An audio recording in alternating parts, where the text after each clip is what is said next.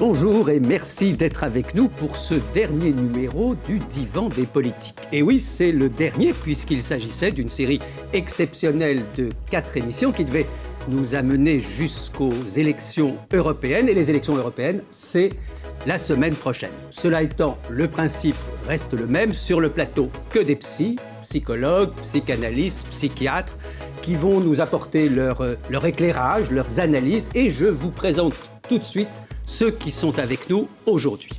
Sylviane Giampino, psychologue et psychanalyste, vice-présidente du Haut Conseil de l'enfance, de la famille et de l'âge. Hervé Bokobza, psychiatre, président des États généraux de la psychiatrie. Lilia Majoub, psychanalyste et présidente, j'allais dire psychiatre, non, psychanalyste et présidente du Centre psychanalytique de consultation et de traitement de Paris. Et enfin, Catherine Joussen, qui elle est psychiatre, professeure même de psychiatrie de l'enfant et de l'adolescent, chef de service à la Fondation Vallée. Merci à tous les 4 d'être avec nous. Et pour commencer, je vais me tourner vers vous, Sylviane Giampino. Vous appartenez, je viens le dire à l'instant, à une institution qui est sans doute mal connue de ceux qui nous regardent. Et dans cette institution, vous présidez d'ailleurs le Conseil de l'enfance et de l'adolescence. Et ce conseil, qui est placé près du Premier ministre, doit apporter aux autorités une expertise sur les questions liées notamment à l'enfance. Alors, je le dis tout de suite, de par vos fonctions au sein de ce conseil, vous êtes tenu à un devoir de réserve, nous le respecterons, mais parlons néanmoins de ceux justement auxquels vous vous intéressez tout particulièrement, les enfants. Et posons-nous la question suivante. Il semble bien qu'il y ait aujourd'hui en France, en Europe, une ambition qui anime, comment vais-je la définir, qui anime certains, disons, l'ambition de ne voir qu'une seule tête. Première séquence.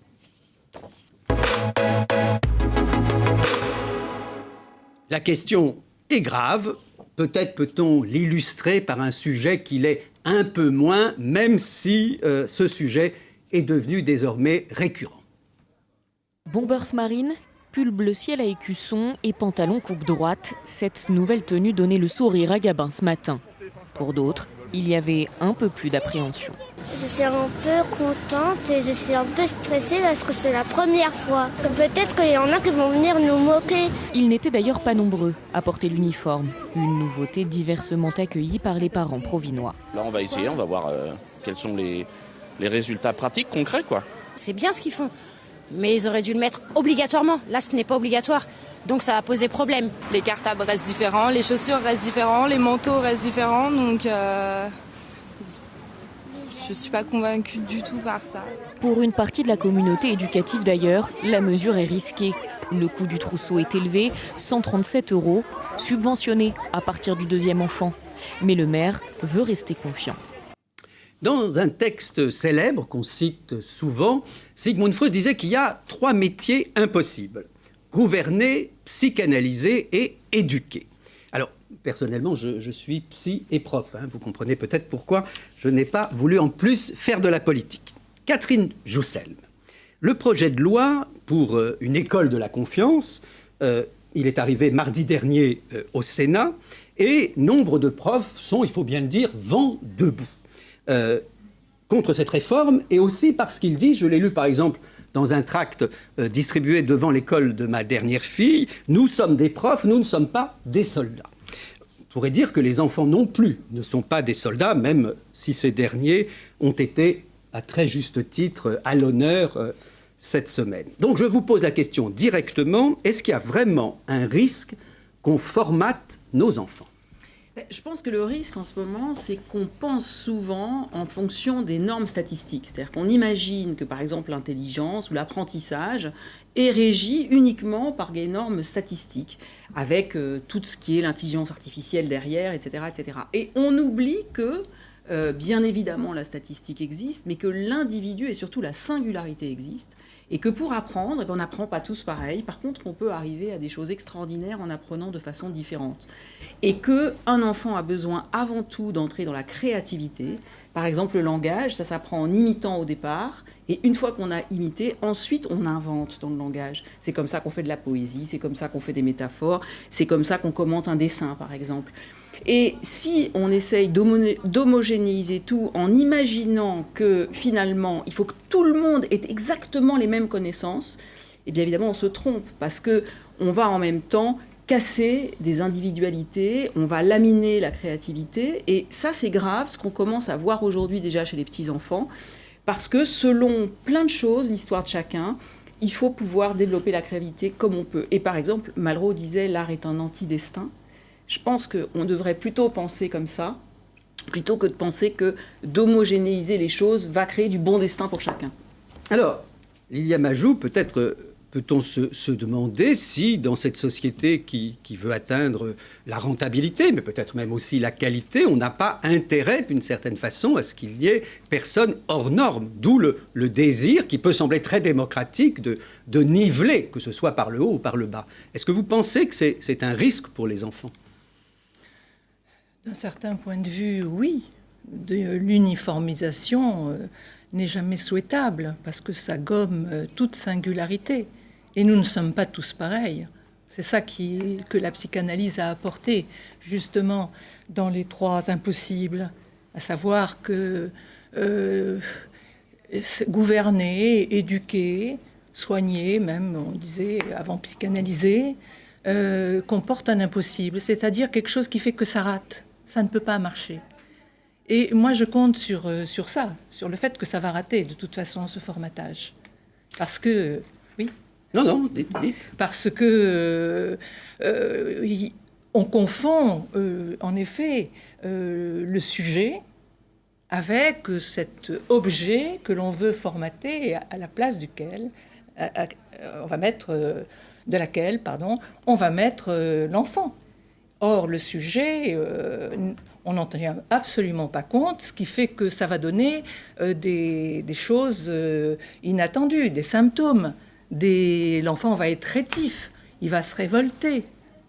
Lacan a repris d'ailleurs ce discours de l'éducation qu'il appelle de l'université, mais on peut très bien l'appliquer maintenant aux enfants.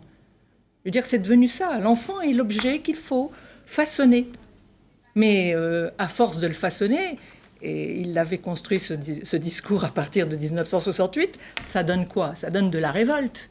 Oui, c'est bien d'ailleurs de rappeler, lorsqu'on parle de l'université, donc vous dites que maintenant on applique les mêmes principes à l'école, de rappeler que l'université, quand elle a été inventée, disons notamment par Napoléon, en tout cas dans ce qu'elle représente aujourd'hui, c'était sur le modèle des monastères, sur le modèle effectivement de ce formatage-là. Je me tourne vers vous, Hervé Bokobza. Est-ce que vous pensez que finalement notre société a de plus en plus de mal, on va le dire très simplement en résumant les choses comme ça, à penser le cas par cas ?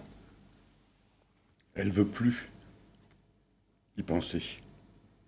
Et effectivement, pour reprendre ce que vous disiez, le retour du refoulé, ça veut dire ce couvercle qu'on met sur la marmite, du singulier, peut être terrible, très intelligent, très futé même, très brutal. Je pense aux Gilets jaunes. On a mis le couvercle sur de l'invisible, c'est revenu. Par rapport aux enfants. En philosophie, je prends les grands enfants. J'apprends aujourd'hui qu'en 2020, le programme de philosophie va supprimer la notion d'autrui et de sujet. Ça veut dire les adolescents, au moment où ils vont développer leur esprit critique, c'est ce qu'on dit, n'auront pas accès à cette question. Je rappelle rapidement le sujet pour ceux qui nous écoutent. C'est compliqué le sujet, on sait bien. Mais c'est ce qui est subjectif. Allez, on va dire ça comme ça.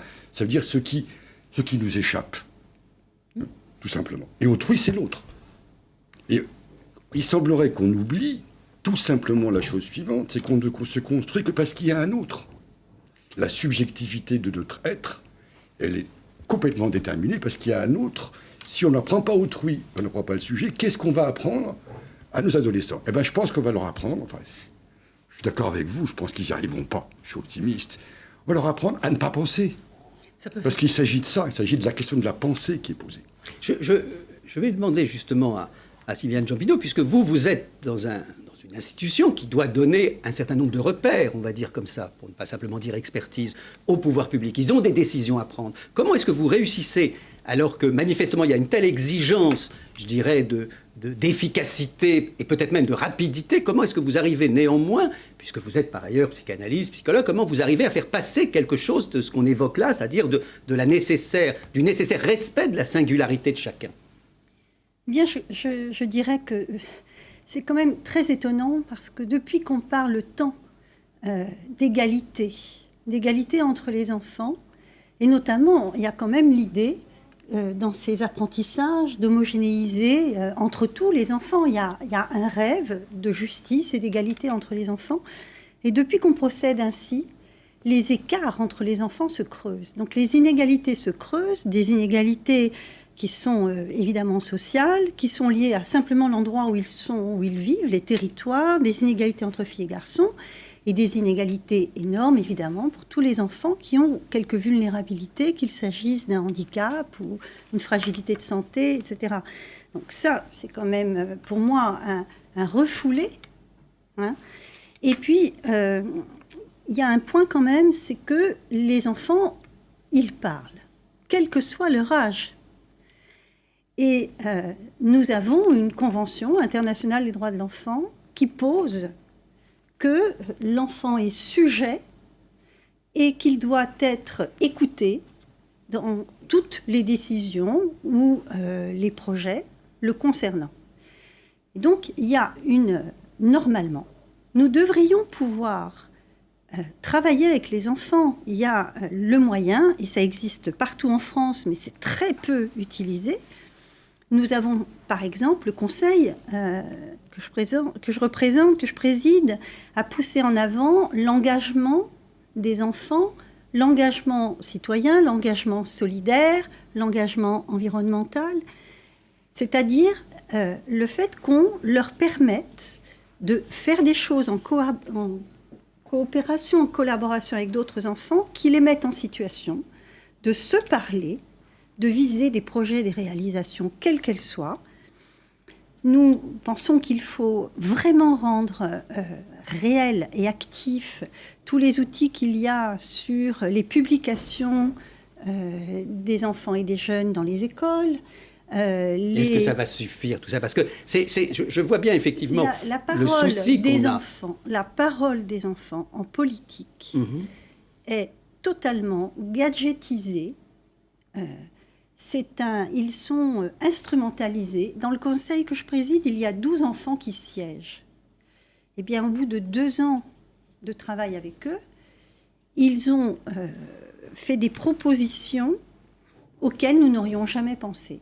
Alors, est-ce que, Lilia Majoub, ces enfants qui pensent ce à quoi les adultes ne pensent pas, est-ce que, comme vous sembliez l'évoquer en disant il y aura de la révolte, disons ça comme ça, même si parfois la révolte a mauvaise presse, est-ce que vous avez le sentiment que quand on connaît les enfants comme un psychanalyste les connaît, ou une psychanalyste, vous avez l'impression qu'il y a effectivement chez l'enfant quelque chose qui pourra s'exprimer même si on tend à le standardiser?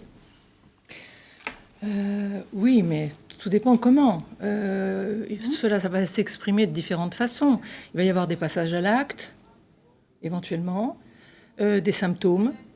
Dans le meilleur des cas, il pourra aller voir un psychanalyste et en parler. Mais là, il faut des parents attentifs qui observent ça. Est-ce que ça existe? Ça veut dire que là, on est en train d'évoquer une société qui a ses exigences qui ne sont pas forcément compatibles avec celles qu'on peut imaginer de l'enfant. Catherine Joussem, est-ce que ça veut dire finalement qu'il y a quelque chose qui inévitablement met l'enfant en opposition avec les exigences de la rentabilité, de l'efficacité, de la normalisation? Les enfants, ils dérangent, parce que c'est ce que vous dites. Ils proposent parfois des choses qui sont fatigantes pour les adultes, qui peuvent donner l'impression d'être plus coûteuses, alors que si on est dans la stratégie du court terme, ça coûte plus cher, mais au long terme, ça coûte moins cher. Si un enfant dans une école, il a du mal à apprendre à lire et qu'on comprend par quel mécanisme il peut apprendre à lire, ça coûte plus cher sur le moment, parce que il va falloir des gens pour s'en occuper, mais alors au long terme, ça coûte beaucoup moins cher à la société. Le problème de la politique, c'est qu'on est sans arrêt dans le court terme, et on sait pourquoi, puisque les politiques sont quand même élus pour un temps donné, et ont beaucoup de mal à imaginer, même s'ils se projettent très loin, au-delà de leur mandat, sur ce qui va se passer par la suite. Et aujourd'hui, moi, ce qui me fait faire du souci en tant que pédopsychiatre, c'est l'inégalité.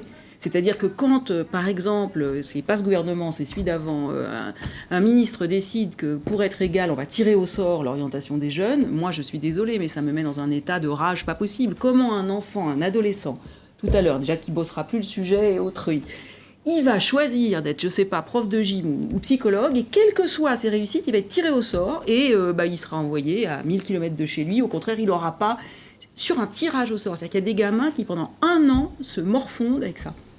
Je pense que là, on est dans une homogénéisation qui est paradoxale et folle. Alors, on va poursuivre ce débat, même si la seconde séquence va en quelque sorte l'élargir. Regardez. On vient d'évoquer avec vous, Madame Giampino, le savoir des enfants qui n'est pas forcément le savoir des adultes. Il y a une très jolie expression de Jacques Lacan que vous avez citée, Lydia Majoub. Il disait « le sujet supposé savoir » et il ajoutait « celui à qui on suppose le savoir, celui-là, on l'aime ». Alors, évidemment, ça n'est pas la même chose, un savoir supposé et un savoir authentique. Mais comment est-ce qu'on peut faire la différence ? Je pense que d'ailleurs c'est tout le problème de ce qui se passe en politique. Par exemple à Bruxelles, on nous dit il y a des experts, mais enfin en quoi ce qu'ils nous apportent comme savoir, nous avons le sentiment, je le dis sans esprit de polémique pour les experts avec qui vous travaillez, comment savoir effectivement que nous pouvons faire confiance à ce qui nous est raconté. Prenez le domaine qui est le nôtre, celui de la souffrance psychique. On a vu les ravages qu'a provoqué par exemple la confiance aveugle que certains ont fait dans la recherche pharmaceutique. Là aussi, il y avait des experts, là aussi, il y avait des chimistes, des scientifiques. Ça aboutit à accorder une place démesurée aux médicaments. Et souvent, les experts concernés sont quand même apparus comme étant le bras armé des grandes firmes pharmaceutiques. On pourrait d'ailleurs, vous le savez bien, parler des enfants, par exemple, hyperactifs. C'est quels experts qui ont imaginé cette catégorie qui aujourd'hui semble évidente pour tout le monde, l'hyperactivité. Et comme par hasard, il y a, vous le savez bien, Hervé Bokobza, une molécule, la ritaline, qui est épatante. Ça permet effectivement aux enfants hyperactifs, dit-on, de se calmer. Alors, si je me tourne vers vous, Hervé Bokobza, c'est pas pour demander au psychiatre que vous êtes si les gilets jaunes étaient d'anciens enfants hyperactifs. Bon, sauf erreur de ma part, il n'y a d'ailleurs pas de ritaline pour les adultes. Hein. Bon, il y a des matraques, c'est pas forcément mieux. Bon, plus sérieusement, ma question est la suivante, puisque je viens de parler des médicaments, à propos du savoir et des experts, est-ce qu'il y a un vrai décalage entre les experts du monde de la pharmacie et la réalité ? Il y a un vrai décalage entre les experts et la réalité en général. Non seulement il y a un décalage, mais je dirais presque parfois, il y a des oppositions frontales entre le clinicien, l'enseignant, l'assistante sociale, l'éducateur, qui ont un savoir d'expérience, et entre l'expert, qui, lui, fort souvent vient afficher un savoir qui n'est pas justement un supposé savoir. C'est un savoir qui est isolé, complètement isolé, du champ de la rencontre avec le patient, avec l'élève ou avec le mal logé dont on peut avoir affaire. L'expertise aujourd'hui dans le domaine qui est le mien est une expertise qui est réductrice, car les experts aujourd'hui en médicaments par exemple pensent d'une façon extrêmement claire que la maladie mentale, la souffrance psychique, le seul soin qui peut leur être apporté, c'est une molécule. Ça veut dire que la folie serait uniquement une maladie du cerveau. Alors que la folie, par exemple, est propre à l'humain. Elle fait l'humanité de l'homme. On n'a qu'à écouter entre nous combien de fois par jour nos collègues, nos amis emploient le mot fou. Mais attendez, je vous pose juste une question naïve. Oui. Est-ce qu'en matière de médicaments, sur ces 40 dernières années, est-ce qu'il y a eu des vrais progrès pour les patients dont vous vous occupez, pour les patients en psychiatrie ? Je vais vous répondre d'une façon non naïve. Non. Il y a des avancées certaines, mais il n'y a aucun progrès d'exception tel que tous les jours, les experts, l'État, l'HAS, vous savez, la Haute Autorité de Santé, mais je crois qu'on en reparlera tout à l'heure, nous le disent. Ce sont des fausses nouvelles. Il faut que les gens le sachent. Par contre, comment on prescrit un médicament, avec qui on le prescrit, comment on accompagne une prescription, qui est absolument fondamentale pour le soin d'une personne qui souffre, n'est pas bien enseigné, n'est même plus enseigné du tout. Ce qu'on enseigne, c'est la molécule. Alors, Liam Ajoub, est-ce que vous diriez que vous tous, et nous tous qui sommes, qu'est-ce qu'on va dire, des partisans acharnés de la parole et de l'écoute, est-ce que vous diriez qu'une des fonctions de cette suprématie de l'expertise, c'est de faire taire, c'est en tout cas de dire pas toi, pas ici, pas maintenant? Oui, c'est de faire taire, c'est de faire tenir tranquille. Et d'ailleurs, ces experts sont au service de ceux qui sont au service de l'éducation. Effectivement, c'est pour maîtriser les corps. Moi, je vois, je fais une présentation de malades dans un secteur de psychiatrie infanto-juvénile où j'ai travaillé jadis, donc j'y enseigne. Et c'est un lieu qui reçoit des enfants qui ne se tenaient pas tranquilles en classe, qui frappaient les autres, enfin, indomptables, quoi. Turbulence. Oui, plus que ça même. Eh bien, dernièrement, j'en ai écouté un en présentation et je lui ai demandé... Il se présentait comme ça, c'est celui qui ne peut pas se tenir tranquille. Et je lui ai demandé pourquoi il ne pouvait pas se tenir tranquille. Et il ne comprenait pas tout de suite, il fallait le temps qu'il me dise dans ses mots, dans ses termes. Il me dit parce que je ne peux pas me tenir tranquille. Par exemple, voilà, je suis là, j'ai ma trousse, je donne un coup, elle tombe par terre, alors je vais la ramasser. Et dans le fond, qu'est-ce qui se passait avec cet enfant ? C'est qu'il était sous le regard, en effet, de l'astite ou des autres aussi bien, et qu'il voulait disparaître. Et il y a pour certains enfants une difficulté dans la parole pour se faire représenter, comme on dit, en tant que sujet, par un signifiant pour un autre. C'est-à-dire qu'il ne pouvait pas s'effacer dans sa parole. Donc il fallait qu'il disparaisse d'une manière ou d'une autre. Et le fait qu'il ne se tienne pas tranquille, ça tenait à ça. Alors, effectivement, il est dans un lieu où il peut élaborer ça, où il peut dire quelque chose de ça, élaborer. Il peut dire quelque chose de ça. Alors que si il n'avait pas eu accès à ce lieu privilégié, effectivement, il aurait peut-être eu de la Ritaline, il aurait eu, je ne sais pas, et on aurait contenu, maîtrisé ce corps qui était tout à fait dérangé. Alors, justement, Catherine Joussen, mais est-ce que ça n'indique pas le fait que cette suprématie des experts et cette volonté de normaliser aboutit aussi à la disparition d'un certain nombre de lieux, qu'on appelle parfois les lieux protégés, de lieux qui justement tiennent compte du cas par cas dont nous parlions dans la première séquence? Il faut se battre pour les préserver, ça c'est sûr, pour faire de la haute couture à l'hôpital, pour garder une créativité des soignants, tout ça, c'est évident qu'il faut se battre. Mais ce que je me dis, c'est qu'aujourd'hui, les experts, il y a des gens qui sont des experts vendus, on l'a dit, ça c'est clair. Il y a des gens qui dépassent largement leur domaine d'expertise, c'est-à-dire qui ont un domaine dans lequel ils sont très bons, mais qui vont donner des conclusions à la suite qui n'ont pas de sens par rapport à ce qu'ils ont comme domaine d'expertise. Et on n'est plus au moment de la Renaissance. C'est-à-dire que l'homme de la Renaissance, il pouvait concentrer le savoir dans un cerveau. Aujourd'hui, c'est pas possible. Et aujourd'hui, les vrais experts, il y a des gens qui ont des capacités d'expertise avec un savoir hypothétique et dont ils disent très clairement qu'ils s'interrogent.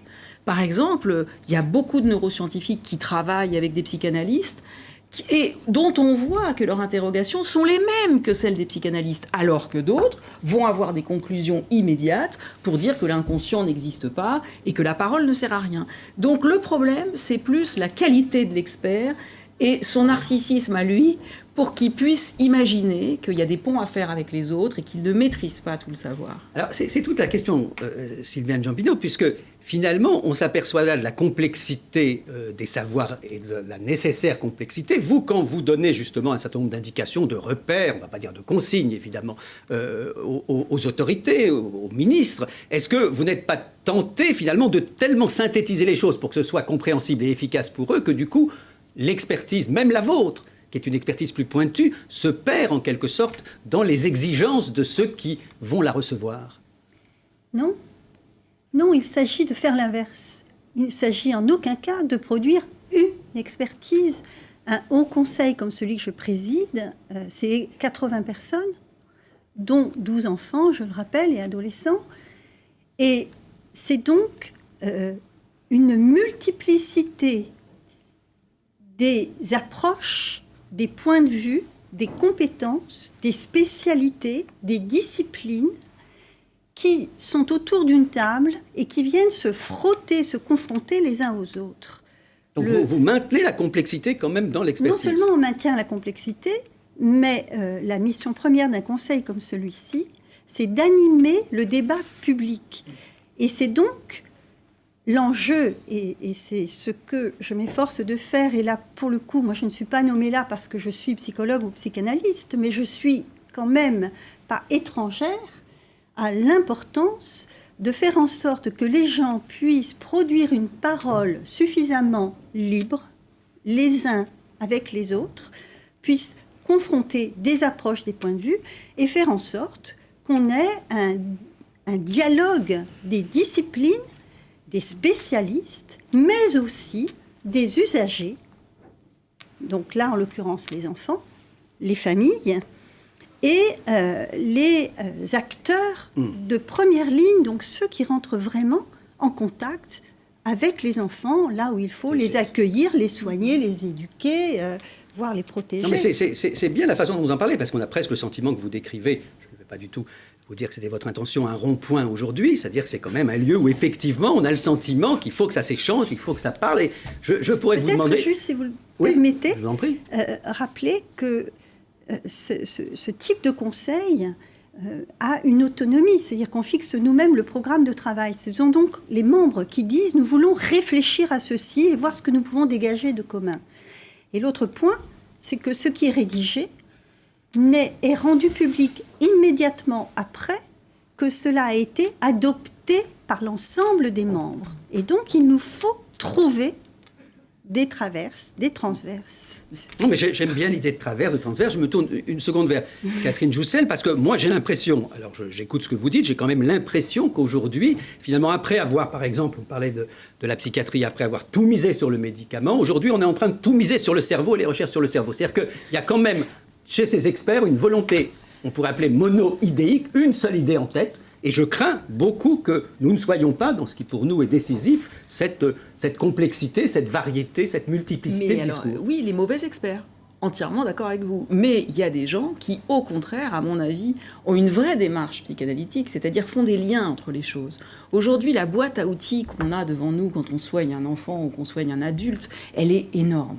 Et la connaissance du cerveau, et Freud a écrit des articles où il explique comment ça fonctionne à son époque, avec ses petits moyens, j'allais dire, entre guillemets, de neurologue de l'époque. Mais on voit aujourd'hui, par exemple, que les mécanismes du traumatisme, ils sont les mêmes chez tout le monde. Sauf que, pour les guérir, il ne faut pas faire la même chose chez tout le monde. C'est-à-dire que le grand débriefing de tout le monde, on sait qu'aujourd'hui, c'est dangereux. Par contre, on sait que toute personne qui vit un stress et une pression permanente va avoir un syndrome inflammatoire qui va se développer, des problématiques de dépression obligatoires et éventuellement des maladies chroniques graves. Donc, stresser les enfants dès le départ, les mettre sous pression dès l'enfance, c'est sûrement pas une bonne chose. Par contre, pour traiter quelqu'un qui a un trauma, là, on se retrouve psychanalyste, c'est-à-dire qu'il va falloir, alors qu'on comprend les mécanismes en jeu et la gravité du système, trouver la porte d'entrée pour arriver à le rencontrer vraiment humainement. Et à ce moment-là, on va pouvoir l'aider. Mais ça, c'est de la haute couture. Et effectivement, il faut faire des liens entre les choses. Et certains neuroscientifiques les font, d'autres non. Alors, on va voir que la haute couture, gardons cette expression, la haute couture devient quand même de plus en plus difficile dans un monde qui privilégie un nouvel outil dont nous allons parler tout de suite.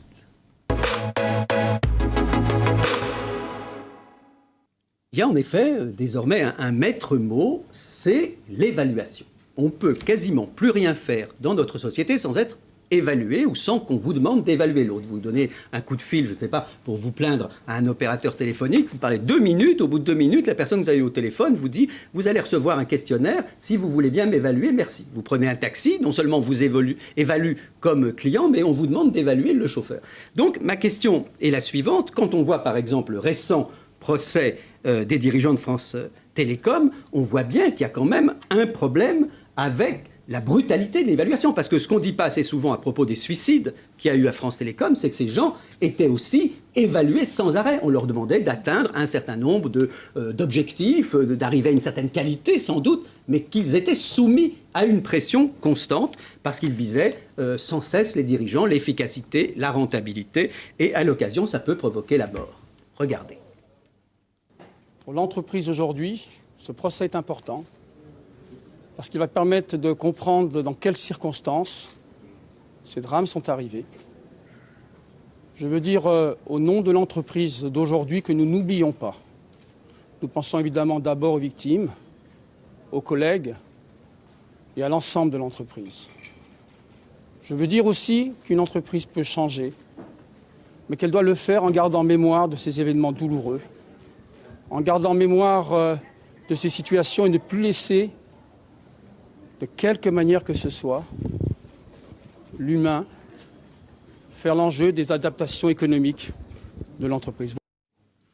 Alors, Lilia Majoub, quel regard la psychanalyste que vous êtes porte sur cet outil, l'évaluation qui a envahi notre quotidien, et ce, depuis le plus jeune âge, puisque, par exemple, on évalue les enfants au CP. Oui. Et alors, effectivement, j'ai vu, l'école de demain, j'ai lu.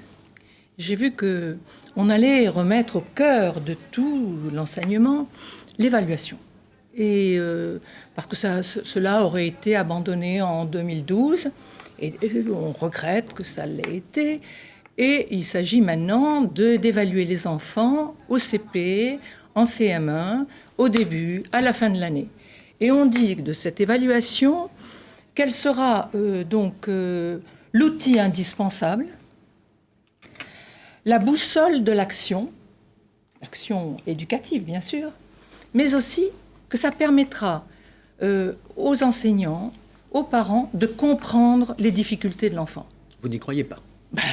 En aucun cas, parce que, comme je le disais, un enfant, il ne va pas se laisser complètement, je dirais, bien sûr qu'il va subir des tests, mais il ne va pas se laisser complètement dresser par tout ça, ou il ne va pas être lisible à partir de ça.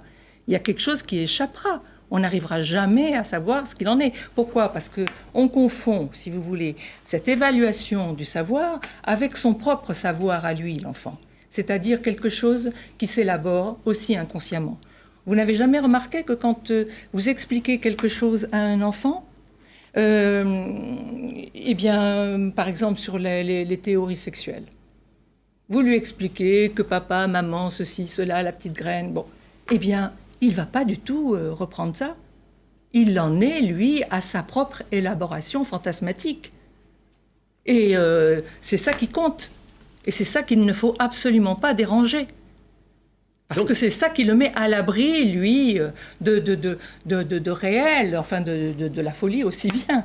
Alors c'est ça qui est important parfois à expliquer. Je me tourne vers vous, Hervé Kobza. C'est que finalement, nous rentrons dans un monde du formulaire, un monde des cases à cocher, et qui suppose ce monde-là que finalement, ces cases fonctionnent pour tout le monde. Moi, je suis pour l'évaluation. Je trouve que c'est un acte éthique fondamental. Je n'imagine pas un soignant, un enseignant, un éducateur ne pas se demander à chaque fois « Mais qu'est-ce que j'ai fait là? Est-ce que j'ai bien fait? Comment je l'ai fait ?» Il va se poser la question, il va aller voir un collègue, il va en parler avec le collègue, éventuellement dans une réunion de collègue. Et ça fait du collectif.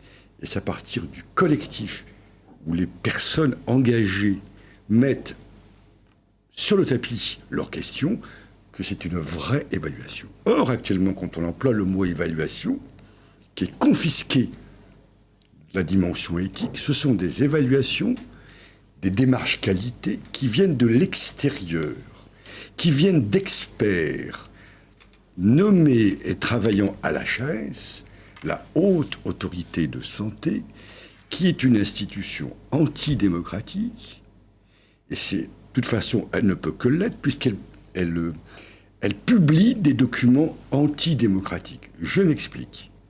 Ces protocoles que la HAS propose sont des protocoles qui vont briser la dimension collective du travail, puisqu'ils sont figés dès le départ. Les petites cases, les petites choses dont vous parlez, ça va être comme ça. Ces protocoles vont donner une inflation d'égoïsme et d'égocentrisme, chacun pour soi. Chacun va remplir sa petite chose. Et chacun qui plus est en concurrence avec l'autre. Absolument. Et cette inflation d'égocentrisme entraîne très souvent des déflagrations institutionnelles, des déflagrations du collectif. On voit bien là que la question de la démarche qualité telle qu'on nous le propose est une démarche qui est basée sur des théories de la compétition, la flexibilité, la rentabilité. Et en aucun cas, il s'oppose même à ce qui est éthiquement indispensable pour toute démarche soignante.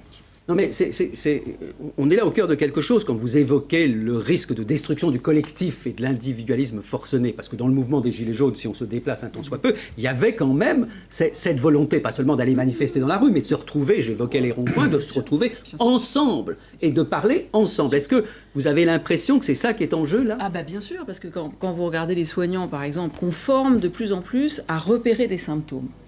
Et puis ensuite, par exemple, les infirmières en pédiatrie, en réanimation pédiatrique, on les forme à reconnaître la souffrance de l'enfant, etc., etc. Et puis ensuite, on leur demande de coder leurs actes en permanence, ou en cancérologie, les infirmières passent devant un patient, elles ont une tablette et elles codent tous les actes qu'elles font pour rentrer dans la T2A, c'est-à-dire la quantification de l'acte, de l'activité, donne de l'argent. Donc il faut qu'elle code tous ces actes. Donc donner la main à un patient devient très compliqué parce que ça vous prend du temps au lieu de coger toutes vos cases. Donc au bout d'un moment, qu'est-ce qu'on a ? On a des infirmiers ou des infirmières, notamment dans des services très lourds en médecine, qui font des burn-out et qui vous expliquent, moi je fais beaucoup de groupes de parole, qui vous expliquent, je suis formé à quelque chose et je suis sans arrêt dans mon seuil d'incompétence. Je passe mon temps à me dire, mais là j'ai pas fait ce que j'aurais dû faire. Là j'aurais voulu faire ça, mais j'ai pas eu le temps de le faire. C'est-à-dire qu'on est dans une société, Arnold Rosa a écrit ça très bien, la société de l'accélération de notre société. On est dans une société où, a priori, les techniques devraient nous permettre d'avoir plus de temps pour s'occuper de l'humain et faire des liens et penser. Et tout le monde passe son temps à courir après le temps. À tel point que certaines infirmières de réanimation pédiatrique, avec les 35 heures, elles terminent à 16h02 ou elles commencent à 16h07, elles font des réunions sur le parking. Parce qu'elles n'ont plus le temps de parler ensemble. Et ce n'est pas coté. Bien sûr que non. Avant de partir, elles discutent ensemble du truc qui a été très lourd dans la journée. Alors ça, c'est rassurant, comme vous disiez tout à l'heure, l'humain existe. Elle résiste. Mais seulement, ça leur prend du temps, c'est de la fatigue, etc., etc. Et ce n'est pas reconnu dans leur travail. Donc ça, c'est dangereux. Quand des soignants se sentent sans arrêt dans le seuil d'incompétence, c'est pas un truc confortable. Alors, est-ce que, Sylviane Jampinot, il n'y a pas un besoin profond dans notre société, je dirais, de pouvoir non pas être du côté de l'inutile, de la perte de temps, mais du côté de quelque chose qui n'est pas tout de suite jugé au seuil de la rentabilité. Après tout, quand on fait une psychanalyse, on y passe beaucoup de temps dont on peut dire à chaque fois, je ne sais pas si je n'ai pas parlé en pure perte. Est-ce qu'il n'y a pas aussi dans notre société la difficulté à accepter que le temps ne peut pas tout le temps être rentable et que prendre la main, comme vous le disiez, d'un patient, ou même simplement prendre le temps de parler avec quelqu'un sans que ce soit immédiatement possible de cocher ce moment-là. Est-ce que nous ne perdons pas le sens qu'il y a un autre temps que celui de l'action, de l'efficacité, de la rentabilité? La réponse est dans la question, telle que vous l'avez formulée, on l'entend déjà. Mais je voudrais quand même rappeler que, effectivement, on a besoin de mesurer, on a besoin d'évaluer l'impact du travail qui est fait, et notamment concernant les enfants, l'impact des politiques, les concernant, qui les touchent. Le problème, c'est de prendre la mesure de cela à partir du point de vue des enfants, c'est-à-dire regarder ce qui se passe pour eux dans ce que le SOSUS met en place. Et puis moi, je voudrais rebondir sur ce que vous dites sur le temps. Et c'est là que c'est très, très subversif de travailler sur les politiques de l'enfance, parce que les enfants, je ne sais pas s'ils peuvent toujours se rebeller face aux pressions exercées sur eux. Certains se soumettent, plient, courbent, se calibrent un certain temps. Au bout d'un certain nombre d'années, peut-être en sortira-t-il quelque chose de nouveau. D'autres s'abêtissent. Et en fait, ce qu'on sait, c'est quoi ? C'est que le petit humain vient au monde avec un truc formidable. C'est la pulsion épistémophilique. C'est l'envie de savoir, le besoin de savoir, et le besoin d'entrer en contact avec un autre humain et la relation. Ils sont prêts à ça à la naissance. Et la manière... Je me permets juste de dire que la dernière fois, on a parlé justement de ce besoin de savoir, et Samuel Dock, qui était à votre place, Liliane Majout, disait très justement que le problème de notre société, c'est qu'elle comble tellement les enfants, les adolescents et même les adultes avec ces milliers d'objets de la consommation que parfois le manque n'est pas là et que la curiosité, il faut aussi qu'on la fasse naître. Comment fait-on naître la curiosité dans un monde qui sature absolument tout dans la consommation? Le monde qui sature absolument tout est un monde qui ne supporte aucun manque. Mais ça, c'est le monde moderne, capitaliste, consommateur. C'est valable pour les enfants et les adultes. Oui. Mais les enfants, cette curiosité inaugurale qui est vraiment une pulsion vitale chez eux, c'est ça qui fait qu'ils tombent 94 fois quand ils se mettent à marcher, et 94 fois, ils se relèvent, ils repartent et ils découvrent. Simplement, ce que je voulais dire, c'est qu'il y a quelque chose de subversif parce que les enfants, eux, ne marchent pas comme les grands. Les enfants ont... L'enfance, c'est une temporalité, c'est une durée. Et il y a des étapes incompressibles. Et les adultes cherchent à faire quoi? Ils cherchent à précipiter les étapes, convaincus qu'ils sont que plus les enfants sont précoces, plus ils sont intelligents, plus ils seront compétitifs et qu'ils prendront l'ascenseur de la réussite. Et en réalité, les enfants, quand on se tient auprès d'eux, eh bien, ce sont des ralentisseurs humanisants. Et effectivement, il y a des tas de choses qui sont pensées pour eux et qui ne marchent pas. Et ça, c'est la bonne nouvelle. Non, c'est vrai que c'est très joli, finalement, ce qu'on évoque là aussi sur le fait que l'enfance a sans doute un temps, en tant que tel, qui n'est pas forcément compatible avec le temps de l'efficacité, le temps de la réussite, le temps des gagnants. J'allais dire quasiment le temps des premiers de cordée, mais ça serait polémique. Donc on voit bien effectivement que le débat qu'on a aujourd'hui, il met en évidence le fait que non seulement il faut une multiplication des paroles, des points de vue, des échanges, des connexions, mais qu'il faut aussi accepter qu'il y ait des espaces qui soient soumis à un autre rythme, simplement, que le rythme auquel nous sommes tous soumis. Je vous remercie beaucoup d'avoir participé à ce dernier divan des politiques. Peut-être aurons-nous l'occasion de nous retrouver à d'autres occasions sur cette chaîne. En tout cas, je ne vous donne pas rendez-vous dimanche prochain puisque c'était la dernière, mais par contre, je vous rappelle que dimanche prochain, c'est comme prévu les élections européennes. À vous de savoir ce que vous devez faire. À bientôt.